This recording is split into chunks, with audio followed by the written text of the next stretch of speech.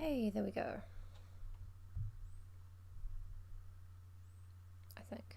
Yeah, there we go. Do you want to go out again? Are you serious? Fucking guy.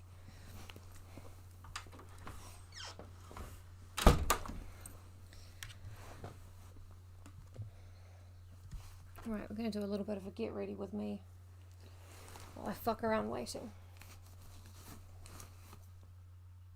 Nope. Hey! I'm going live whilst I get ready. So, you know, the first 10 minutes of fucking around can also be a little bit of readiness time. It's you killing me. Good boy. Good boy. The arms on the dress are not stretchy.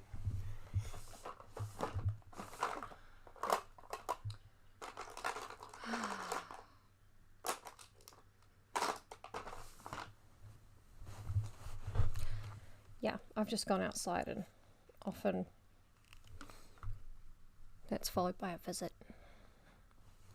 So I thought I would go live and put on some eyeliner, see if I can do that fox eye thing that the kids are doing. Using a stamp. A patented method.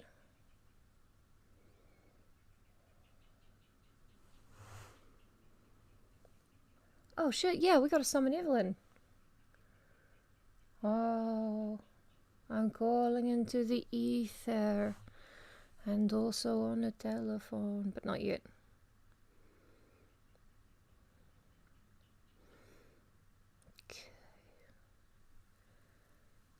Okay, now I couldn't put the eyeliner in the inner corner without fucking it up, and then I discovered this little tool meant for doing wings at the side of the eye, but if you hold it right and you have vision out of both of your eyes, which a little bit iffy on, you can do the inner corner.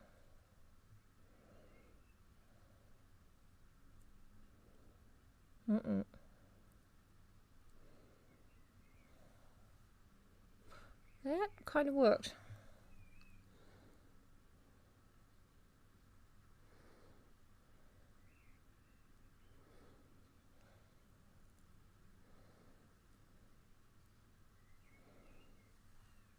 Kind of worked. Ooh, been drawing another vampire today. Dare I guess which one? Did really work. You did some vacuuming? What? Not because you had to, like there was nobody there? Wow. Wow. How?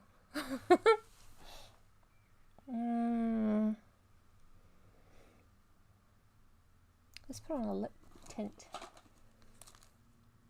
I've not met that vampire yet. Two things that suck. That's funny. I shouldn't laugh. Do you know why I shouldn't laugh? Because you're incorrigible. And if I laugh, it will just encourage you. I should go to prison.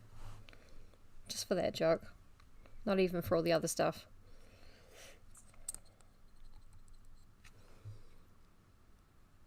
Oh yeah, let's get tint going. Nice, that's definitely tinted. This flavour is called butterscotch. Oh, flavour. Shade. I wish I had some actual butterscotch. Got tired after a couple of rooms. That's amazing though. I encourage the incorrigible. That's kind of lovely, isn't it? I wish I had real butterscotch here. That'd be so nice. So yeah, I've located the two sequels to this one. But I went to pick up a thing from the shop. Anyway, it was a click and collect thing. So I made it outside. I went there. I clicked and collected, and hi Jessie. And a shop assistant came and was like going to work and was like, oh, hello. And I was like, oh no, I'm just picking something up. Like, I'm not lurking outside. And he was like, oh, okay. And then a second young male sales associate came out carrying my parcel that I was collecting. And I was so like poisoned from this book. I was just like, wow, I bet I look amazing with 2 boys. 2. Count them, everybody. Everyone in this car park. That's right. That's me. I'm popular. And then I left. Fortunately, without explaining all of my thought processes to these poor people who were just doing their jobs. I do that sometimes. Like, after ketamine, if I'm wandering the shops, I'll just start talking like fucking Walt Tremblay, and I'm just 2 masculine entities. Yep. Whoops. One of them probably has a defining feature, and the other one got born at some point. So they sound amazing.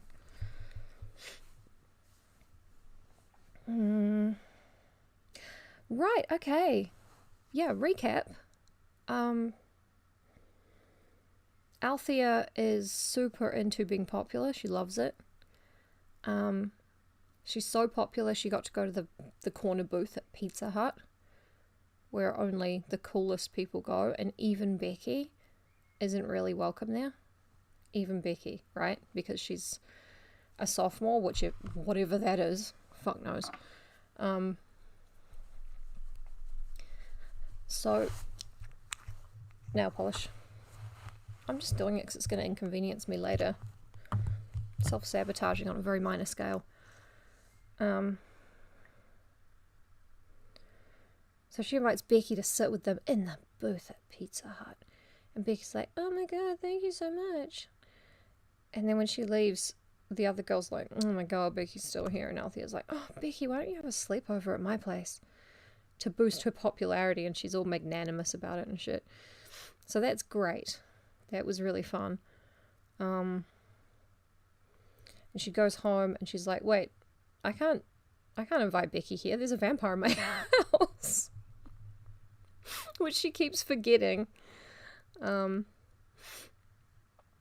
So yeah, she calls up Becky on the phone and excuse me.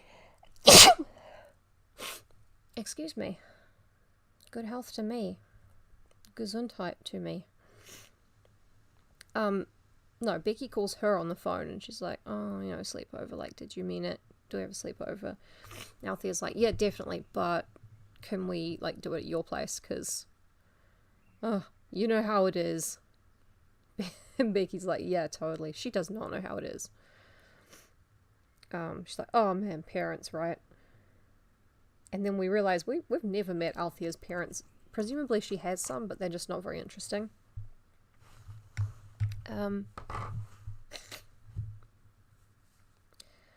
So they're chatting away on the phone, and it's like best friendship. And Althea gets all excited because she has a best friend again, and she's like, well, I had to give the vampire Celeste and Jenny, but I mean, it's worth it. Like, I'm not going back. I'm not fucking going back. And she's having this big chat with Becky, and they talk forever and ever, and she's so excited to have a best friend. And she hangs up, and the vampire's like, yeah, I want Becky. The vampire is weirdly, it's the entity I'm identifying with most, because it's just fucking with her. It's like, oh my god, you got to sit in the booth at Pizza Hut. You gave me a person for that. For the booth at Pizza Hut. Also, Althea is still super gay and super in love with every girl, but especially Constance, her crush's girlfriend, who's like older.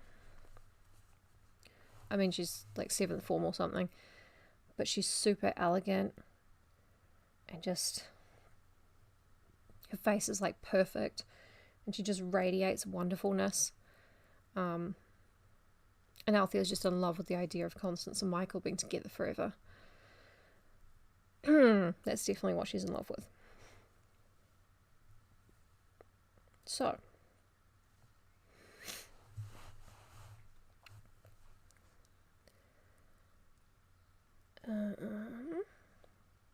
Did I forget anything?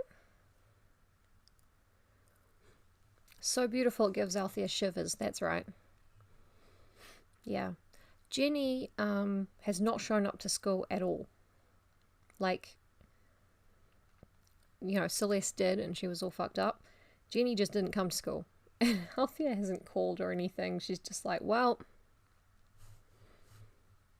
I gave her to a vampire. Like, she's not going to be well. It's whatever. I forgot Evelyn. Oh my god, Josh, thank you.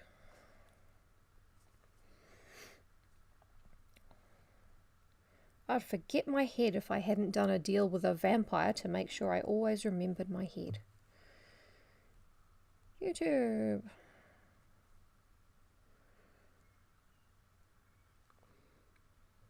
Doesn't matter who I gave the vampire. They weren't important. Man, in high school, I don't think I would have hesitated. But only because I really hated some of the girls that I knew. And the teachers. I hated most people I knew, actually. Except for my family and, like, my closest friends. Other than that, just give everyone to the vampire, be fine. I probably wouldn't even ask for anything. I was such a little shit. I'd be like, oh, wow. What do I want in return? In return, I want you to vampire them. That's it. Like, this is a good deal for me. I was not a good, very kind person. Anyway, we're 12 minutes in. I've texted Evelyn, but I don't want to start just yet. So, yeah, previous page. We'll do that thing where we do the last chapter, and previously on Deadly Offer. I love that as a second name for it, by the way. Yeah, she's giggling with Becky. They're talking about the merits of getting volume in your hair versus having a perfect ponytail. And friendship. Althea's thinking about friendship and how beautiful, like, what a beautiful thing it is. It's kind of ironic. Oh, that was the thing I forgot in the recap. Michael's class is doing like a social studies unit about friendship, and he had to write an article about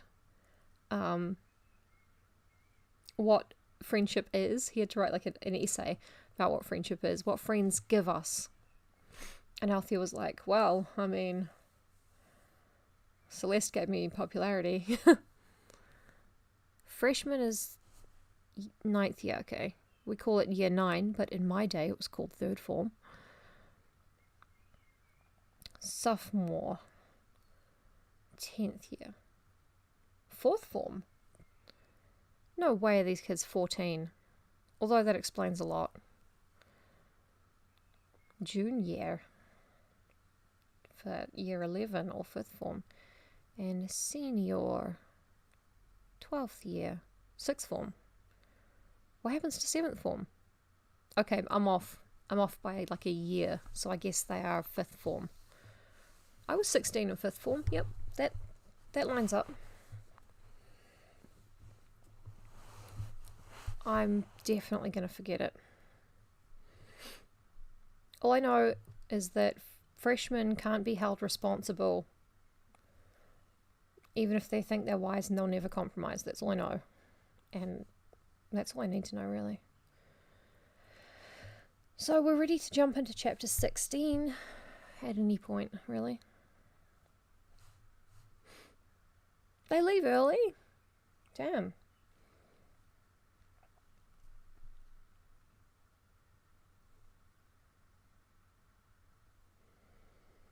I went to a country school for my first school, so we actually had Primer 1 and Primer 2, and then Standard 1, Standard 2, Standard 3. I think then I moved to a big city school in a small town, and they had Junior 1, Junior 2. I think. I'm pretty sure. And then Standard 1, Standard 2, Standard 3. I was in the last year of students that were called third form, fourth form, fifth form, sixth form, seventh form. So I think. So the year right after us was called year whatever. Yeah. Just making up for the seventh form. I didn't do seventh form either, but that was because I was, depressed. It's so crazy. I can't get my head around it. Also, we were the last year to do school certificate and what's the seventh form one called? School cert? Is it just seventh form certificate? Bursary was the extra one. This isn't even my seventh form. That's funny. That's really funny. I like that. But yeah, we were the last year to do school certificate instead of NCEA levels. Yeah, I heard that they're very bad. My sister was very indignant about it.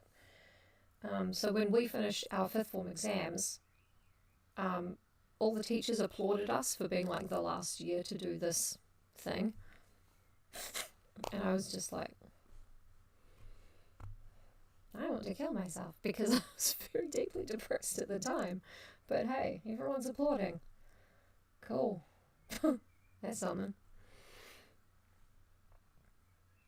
I'm just going to start. It's like 16 minutes in. Now I'm thinking about high school. Oh. Tip, tip, tip. 3 spits for an enemy, high school.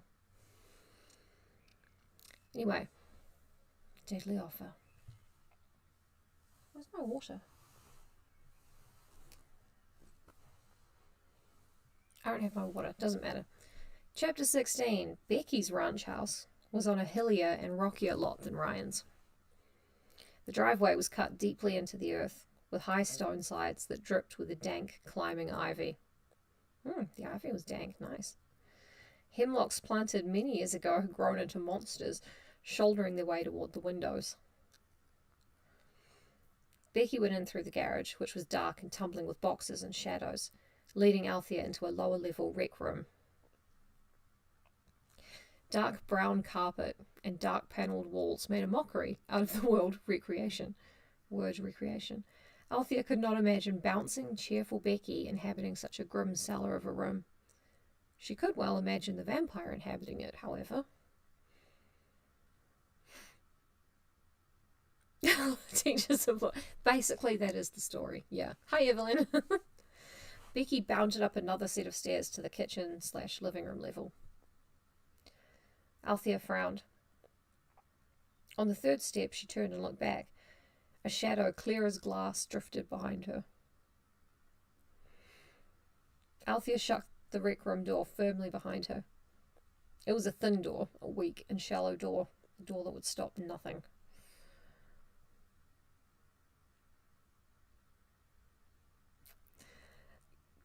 Kind of. And that we also hated our school. The summoning did work, and so did the text. Upstairs, mercifully, was bright and light. The kitchen was packed with broccoli green cabinets. The living room had been decorated to look like a garden, with white wicker furniture, and fanciful flowers danced on the drapes and cushions. Perhaps the dark things of the world would stay downstairs, and the light and bright would control the upper level. Becky flung open the door to her own bedroom. Althea had never seen so much purple. So many hues and shades of lavender, violet, amethyst, and mauve. "I love your room," she whispered. I cannot imagine this room. She soaked up the joy of the room, the sheer exuberance and life that Becky's room was. Me too," said Becky contentedly. "It's perfect." Becky picked up her telephone, which was also purple, and phoned Ryan. "Come on over," she said to him. "She's here." Becky winked at Althea. "He's having supper with us," she whispered, hand covering the receiver. "He adores you." Oh my God. Althea lost her breath. Such an odd feeling suddenly to have empty lungs and a pounding heart. Ryan adores me. Becky said, Ryan's going to tell us star stories in the backyard and teach you how to look through a telescope. Becky, laughing wickedly, said, this whole overnight is a setup, you know.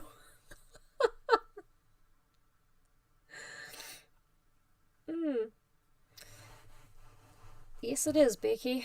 Not the way you think. She opened the kitchen door. A cold wind filtered into the safe, warm kitchen. The yard was completely black. Althea grew cold from her feet to her eyes, a deep chill like an early death. Becky ran out into the grass as if entering another, lower world. Althea cried out. Her breath was gone again, but not from love. Fear yanked it out of her chest. We can't go out there, she said. Are you afraid of the dark? Teased Ryan, stepping from his yard into Becky's. Althea hung onto the kitchen counter. Come back in, Becky, cried Althea. She smelled the foul eagerness of the vampire. Scaredy cat, Becky teased. Make her come in, Ryan, said Althea desperately. She had to get Becky back inside, in the bright purple bedroom, the safe green kitchen, the many-flowered living room. Ryan wrapped his arm around Althea. It was an embrace of comfort, not desire. I don't believe I've ever met anybody who's really and truly afraid of the dark. I'll stay with you. It'll be all right. Think of the dark as a warm and gentle friend. Althea's laugh rasped like a chainsaw. I heard something in the bushes, said Becky. I'll join you two in a minute. I just have to see what it is. No, screamed Althea. No, you don't. It doesn't matter what it is. Come back in. Now, said Ryan, holding her, preventing her from saving Becky. I'm in a zoo, thought Althea. Ryan's my keeper. She felt primitive and savage, felt as if she, like some jungle tiger, had fangs. Or were her fangs those of a vampire? It seemed to Althea that it took hours for Becky to return, and that when she came she moved more slowly, was paler. The evening seemed to last for hundreds of years, in which they all grew old and exhausted. She could hardly wrap her mouth around the syllables required for speech. She could hardly see Ryan, could hardly remember Becky. At last Ryan left. She adored him, but she could not bear the length of the evening. Every quip, every move, every story consumed her until all energy was completely sapped. She could hardly unbutton the front of her shirt, hardly lift her pajamas, scarcely brush her teeth. She was actually glad that Becky had turned down the covers of the bed, because she didn't know if she could summon the strength to move a blanket.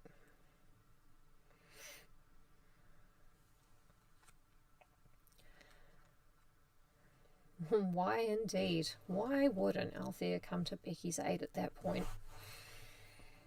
She's certainly telling herself she wants to. The mattress was wonderful. So soft, so welcoming, so necessary. The pillow onto which her head sank was a shelter in which she could rest forever. I'll never get up, thought Althea. I'll have to move in with Becky and take a week off from school. A cold, cruel wind seemed to blow through her mind, filtering through her brain and blinding her eyes. She'll just be a little tired, the vampire had said. She was too tired even to shudder. It can't be, she told herself. I would have felt something. He can't... I mean, those teeth, and it wouldn't work. Unless... And yet, he calls it migration. A word for swallows in the sky. There's nothing in that word about feeling fangs in your flesh. Be rational, Althea said to herself. Football games and cheering practice and cheering, studying for exams. Of course I'm tired. I've had a demanding week. Althea, hop up and change the TV channel, will you? Said Becky. I can't seem to find my remote control.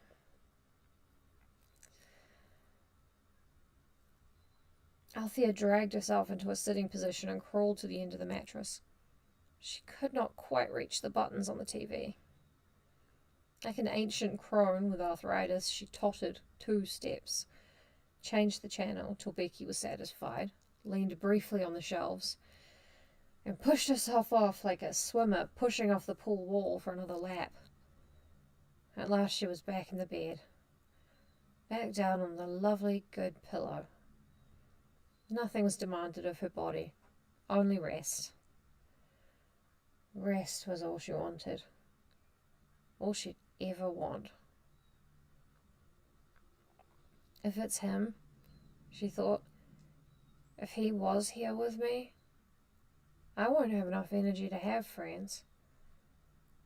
I won't have enough energy to be in the squad or date Ryan or sing in the chorus or do anything at all. I'm finished. She said, Becky? When you heard a noise in the bushes, what was the noise? Oh, I was just teasing. I didn't really hear anything. I'm sorry if you took me seriously, but Ryan was just dying to be alone with you outdoors. He had some fantasy that you and he would stare at the stars together and you would be overcome with uncontrollable emotion, and I'd go back in while you two danced in the dark. In the dark. Among the hemlocks. No, she said to herself. It can't be me. He said we were a match for each other. I'm just exhausted, that's all. I've had a hard day. In the morning, I'll be energetic and enthusiastic again. While Becky found the remote control under a pile of fashion magazines and shouted with delight, Althea slept on, as if in something deeper than sleep. Yeah, I'm sure everything was fine. Chapter 17.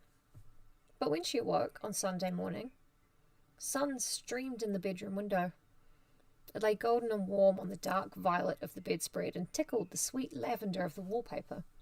This room sounds like a nightmare. Althea bubbled with joy. Nothing had happened. It was cheerleading and homework and the pressure of being interesting in front of a new boyfriend that had worn her out. Althea hopped out of bed and went into Becky's darling little bathroom, in which everything was white. White as snow. Shower, tiles, walls, everything gleamed porcelain and pure. 2 tiny violet guest towels with lacy fringe hung from a white rod. Violet bath towels were stacked on a white wicker shelf. Embroidered violets peeked delicately from the folds of the shower curtain. Althea stepped in the shower and sang under pulsing hot water. She wrapped herself in one of the purple towels to dry, and the towel was soft and wonderfully thick. Life is good, thought Althea. I am in control. She's an iron deficiency. Yeah. Speaking of which, I checked that liquid iron, 5 milligrams per sachet. And then I checked my tablets, 200 milligrams per tablet. So, yeah, I'm going to have to go to the doctor and ask her to give me a liquid iron that's like prescription strength. Or just to give me some people that she loves, because apparently that works. Althea danced into the kitchen to see if she could help with or start breakfast. Becky's parents had apparently come in late, for their bedroom door was shut and the house lay quiet, as houses do on Sunday mornings while people sleep in. Althea found cereal and milk and crunched happily.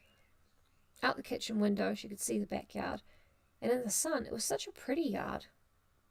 The leaves were gone from the trees, but they were such graceful trees. A willow and 2 clumps of white birches with papery, peeling bark. The thick shrubs were covered with frost and they glittered. Half snow, half sun, utterly beautiful. And then Becky walked slowly into the kitchen. Her eyes seemed to lack focus. Her body lurched slightly, and she sank into a kitchen chair as if unsure where she might be. Althea had poured her a glass of orange juice that she had whipped in the blender. It was frothy and light. Becky looked at the glass. and she frowned. She said, "Oh, this is so weird, Althea. I didn't seem to get any rest last night. I don't think I could even pick up that juice glass." Althea became very still. Becky said, "I think I'm coming down with something. I don't want you to catch it, Althea or Ryan. We have such important games next week. He can't get sick, the football team needs him, and you can't get sick. The squad needs you."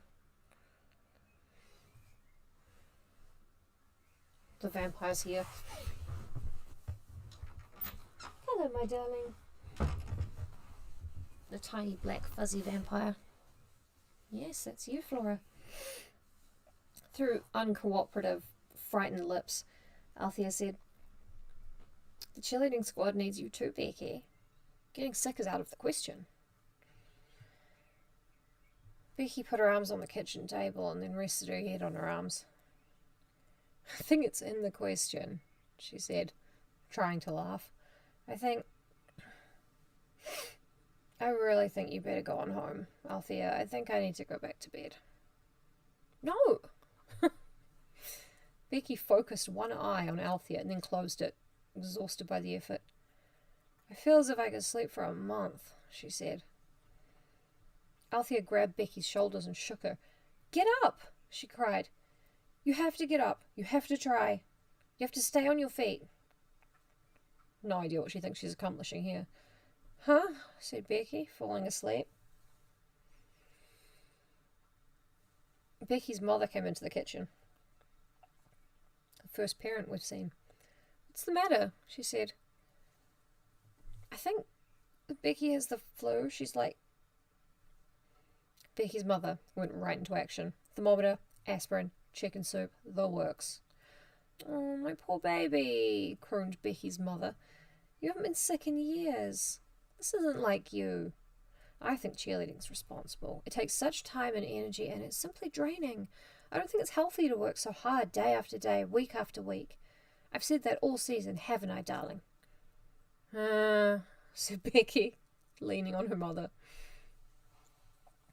With Althea on one side and Becky's mother on the other, they walked Becky back down the hall to her bed, tucked her in and wrapped her warmly. "What a sweet girl you are," said Becky's mother to Althea. "So helpful and understanding. I want you to do one little thing for me." "Yeah, anything," said Althea, who felt dead, like something evil and sick who infected their friends and ended their happiness. Someone who could turn a lovely purple and white room of irises and violets into a purgatory of exhaustion. "At practice on Monday, you tell Mrs. Rowman that I'm taking my daughter off the squad. There's simply too much being demanded of her." "No," whispered Althea. "I'm sure Becky will be fine by Monday. She'll be in school Monday. You sent a note with Becky to say you want Becky to sit out the practice, and Mrs. Rowman will agree to that. Please don't take her off the squad." Becky had fallen back asleep. Her long dark hair swirled on the pillow, like a winter storm cloud around the paleness of her tired face. "My friend," thought Althea, "my third betrayal.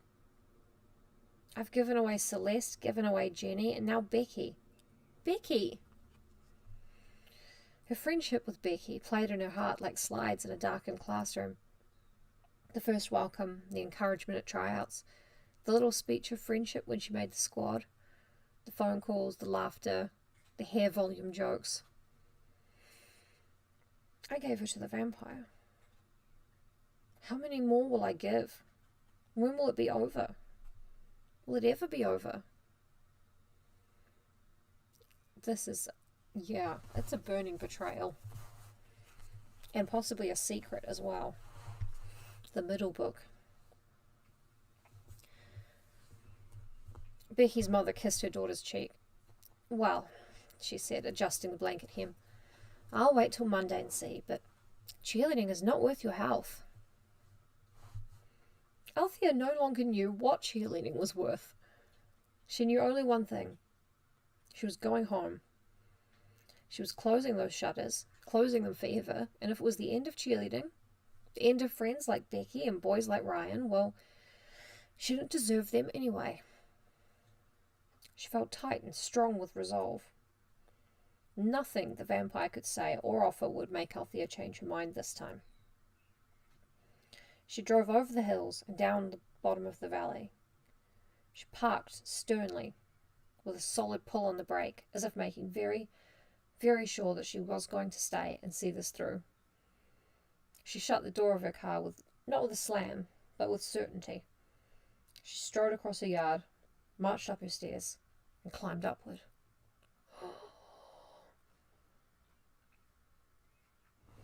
I need a drink. What's this? No, that's been sitting there a while. I need a drink, but I can't be bothered getting up. Nothing could change her mind, this narrator. This was untrue. I do need a jersey though, so I'm going to pop a jersey on.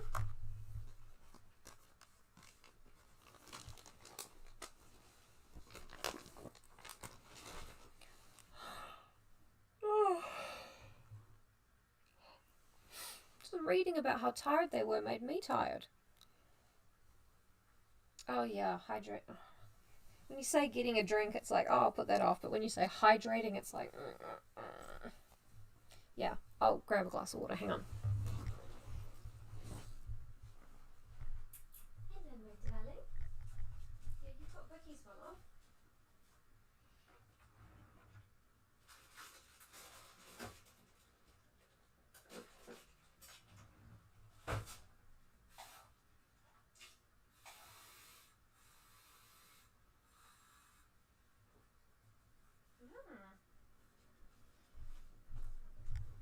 Yummy.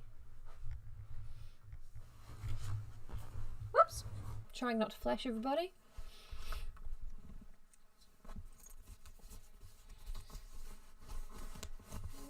Here is... Aha. Water drops, flavor enhancer, apple and blackcurrant. Let's see.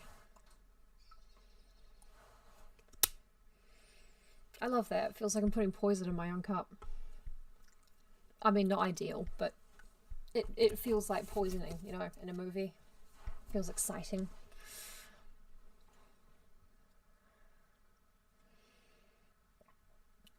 Not bad.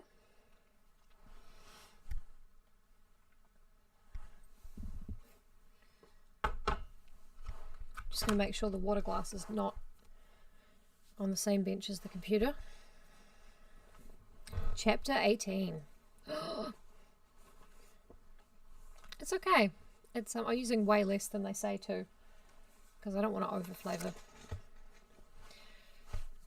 Chapter 18. The tower room was quiet and dusty in the sun, and it felt of nothing.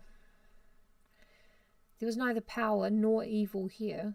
It was merely an empty room. She ran her fingers through her hair as if strengthening herself from the top of her head to the tips of her toes. She approached the first window. The glass pane lifted quite easily and stayed up. Leaning out of the tower, Althea took hold of one outside shutter. It was made of wood. Paint flaked off even as she grabbed the rim. The wood felt punky and rotten under her fingers, and when she dug her nails into it, she knew she was leaving half-moons of anger in the wood. The shutter whined on its hinges, as if calling out to the hemlocks. But the sun shone on, and the shutter turned in. Gripping the shutter with one hand, Althea reached for its mate. It did not move as easily. She had to lean way far out of the window. She was on her tiptoes now, her centre of gravity off, her stance no longer safe. How high she was! And below her was not grass, but stone. Far below. If someone gave me a push, thought Althea. She swallowed, licked her lips, and leaned even farther out, grabbed the opposite shutter, and pulled. It took all of her strength to bring the shutters together, but they were only wood, and she was more than that. Her fingers were cramped and raw from hauling on the splintery, paint-peeling rims, but at last she brought their edges together. She swung the heavy metal clasp on the left shutter and shoved it through the iron circles sticking out of the right shutter like a black wedding ring, and the first pair of shutters was closed. In a rather symbolically sexual manner. Heteronormativity. See, we're feeding into this. Anyway, it doesn't matter. The louvres of the shutters were fixed, slanting down, and no sun penetrated at that angle. Now the tower room was darker by a third. The dust seemed to lie more heavily on the floor, and the echo of her footsteps seemed quieter, less important. Althea turned to approach the middle window. The air in the room thickened and became a wall. She had to lean against it, throw her weight as if against a great invisible wind. Turning sideways, Althea hurled herself like a linebacker through the air of the tower room and reached the middle window. The window refused to lift. She fought with it. She could jiggle it a little, but not open it. From somewhere outdoors, through the thin, old pane of glass, she heard a laugh, like the sound of dry leaves rustling on pavement. Althea yelled at him, "Laugh all you want. I'm closing these shutters, and when I'm done with that, you're done too. You're finished. You're history." Like Celeste, thought Althea, like Jenny, like Becky. History. They had laughed once, had had fun and friends once, and now they don't. Well, he has freedom once, because I opened his shutters. And now he won't. So there. But even so, she was afraid. Afraid of how high up she was, of how height meant nothing to him, of what would happen next. Don't be a weakling, Althea said to herself. I'm sure she can manage to be ruthless. She wrapped her arm in her sweater and punched the window. The glass shattered with a crystalline cry and fell to the stones below. Vicious triangles of window pane remained in the wood. They glittered in the sun like vampire teeth. You're nothing but glass, Althea whispered to the shimmering fangs. Nothing but glass. The window gave up its fight and let itself be lifted easily and quickly. And the outside shutters, as if not wanting to be destroyed, submitted to her reaching fingers and let themselves be swung inward and allowed their clasp and ring to meet, partners forever joined. The tower room was much darker now. The remaining window faced north. No rays of sun ever came in that window. A little daylight filtered through, but when Althea stood in front of this last window, there was not even enough light to cast her shadow. And it weakened her, as if without a shadow she were without soul as well, without courage and without hope. After a terrible silent struggle, the third window submitted to her. She did not have to shatter it. For the third time, she thrust her body out to grab a shutter, leaned way out over the hard stone, tilted dangerously to grasp the wooden rim. The temperature outdoors had dropped severely, and she was chilled, fingers cold to the bone. These shutters seemed positively eager to close, almost slamming her fingers between them. These shutters want to be shut, thought Althea, and her hair crawled. Why? Did the shutters themselves have a scheme in mind? Had they plans? Plans for Althea? Darkness was deep. Only the door to the tower room let in any light, and that was from the ceiling fixture in the downstairs hall. She faced the door, trying to gain strength, but it was electric light, manufactured light. It lacked the power of the sun to nourish life. It gave Althea nothing. It's all right, she thought. I have enough, and I will finish this. She surveyed the tower. The glass was black now, backed with the closed shutters, but there were 3 more sets of shutters, the inside shutters, and they were the ones that counted. The chill and the foul-smelling damp that was the vampire swirled around the room, like invisible dervishes spinning, knowing time was up, knowing they would fall to the floor and never spin again. "I have you now," said Althea. She was triumphant, rich and solid with victory. She swung the first inside shutter to its closed position. But it would not go all the way. It resisted. With muscles of its own, it pushed Althea back into the centre of the empty room. The 6 inside shutters regarded her with their dozens of louvered eye slits. She threw herself at a different shutter and pushed with all her might. To her surprise, it closed without a murmur. She reached for its companion shutter to bring that to the centre and bolt them. They were to be coupled by long, thin black bolts. But when she touched the second shutter, the first returned to its open position against the wall. Althea's arms were not long enough to reach both shutters at once.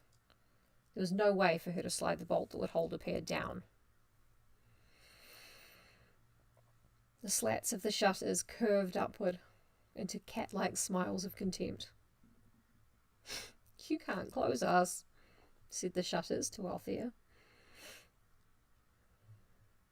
She threw herself at first one shutter and then the other, one window and then another, but she could not close a single pair.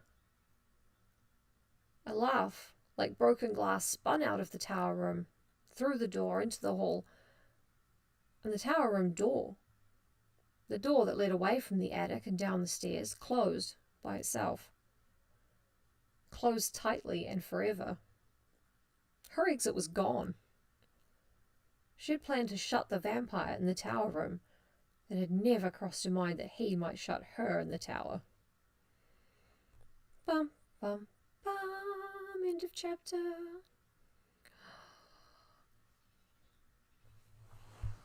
Hydrate. I think Althea's my back. I think the reason that she started with the shutters that were in the sunny place was kind of like, you don't want to start with the most dangerous one, you know, just in case something horrible happens the second you touch it. You want to start with one that seems the safest. But yeah, carrying on that way was not ideal.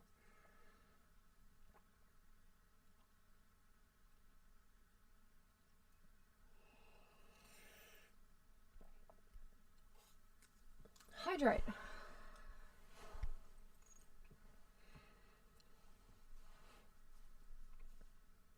Yeah, when I got here, I tested the window that leads to the fire escape, and it was like painted shut. So I guess the tenant before me hadn't even noticed. The landlord opened it. Because, you know, legally you had to. Who doesn't test their fire escape when they move into a new place? Well, not test it. I didn't like climb out it, but who doesn't make sure they can access it?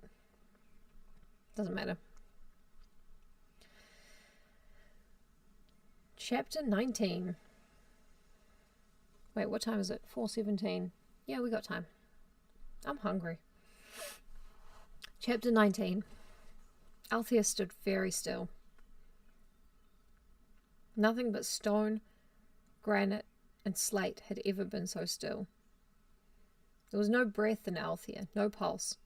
She was frozen in space and in time. Is this my choice? She thought. Am I frozen in order to think more clearly? Or because I'm so afraid there's nothing left of me to move? Her feet were part of the floor as if nailed to the boards. Her hands hung motionless in the air as if her bones and tendons had become oxygen and nitrogen.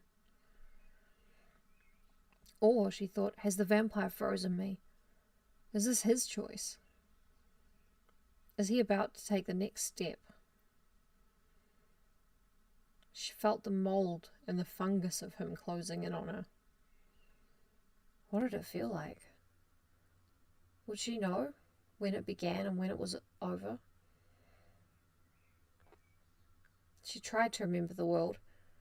She tried to think of sunshine and falling leaves, laughing cheerleaders and peanut butter sandwiches.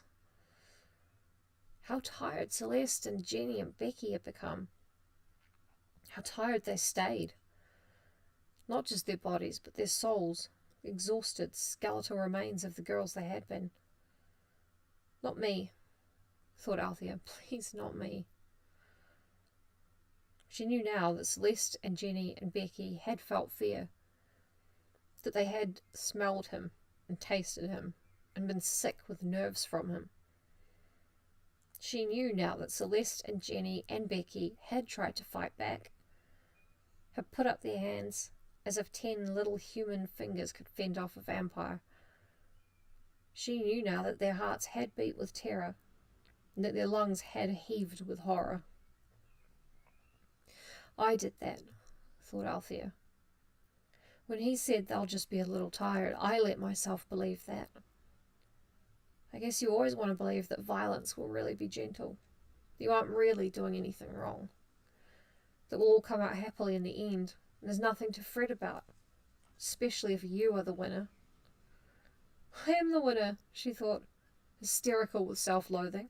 This is what I've won. The chance to be alone with a vampire in a tower of black. Her thoughts grew as dim as the tower room itself, as if her brain had softened and darkened, and she said to the vampire, "All right, come in, I accept." She felt her hair lift. An odd sort of breeze cooled the back of her neck. Spin around, she told herself.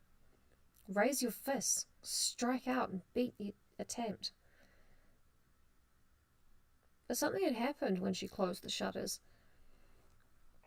She had closed off a part of herself, all that was strong in her, all that was determined, and perhaps even all that was good, had been shuttered away, in some distant and unreachable compartment. Did I ever have anything good in me? She thought.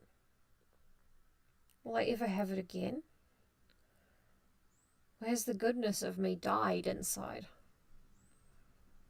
Althea felt movement now, and it was herself. She was sagging, leaning, tipping.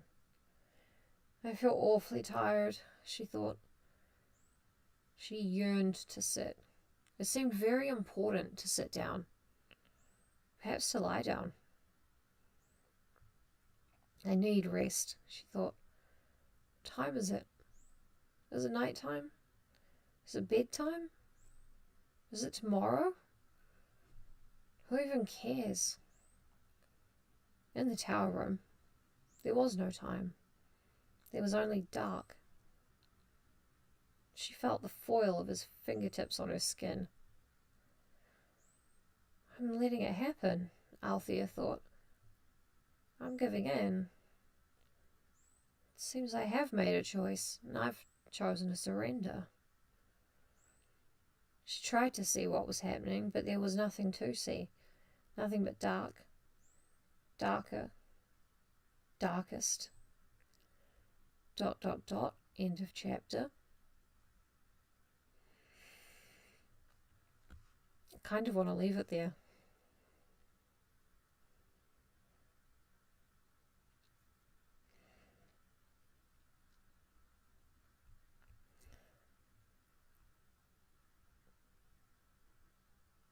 I kind of do want to leave it there, actually. I know it says we've been going for an hour, but the first 15 minutes was bullshit. But yeah, I actually want to leave it there. It's kind of a I told you that story so I could tell you this one kind of chapter, but Althea attempts to shut the shutters. Vampire shuts her in. What has happened? And then I'm just hearing the Dark Shadows theme song in my head. Dark Shadows is so good, by the way. I'm still thinking, okay, Miss Hoover. Yes, he grows up and marries you. I know that's not the answer to that one, but it's still Simpsons.